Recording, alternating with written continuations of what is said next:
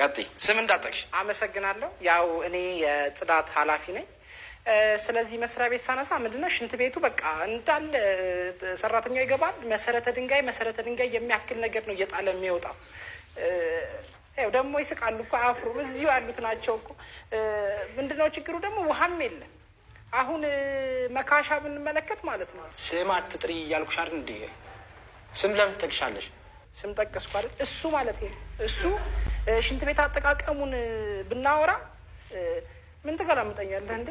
እንደ ባህሪው ነው። አሁን ሲያወራ እንደምታዩት ነው። እዛም ሲገባ እዚህም ሲያወራ ዳርዳሩን ይላል አይደል? እዛም ደግሞ ሽንት ቤት ሲገባ ዳርዳሩን ነው የሚለው። ለምን መሀሉን እንደማይጠቀመው አይገባኝም። ግን ተምሯል፣ ማስተርስ አለዋል።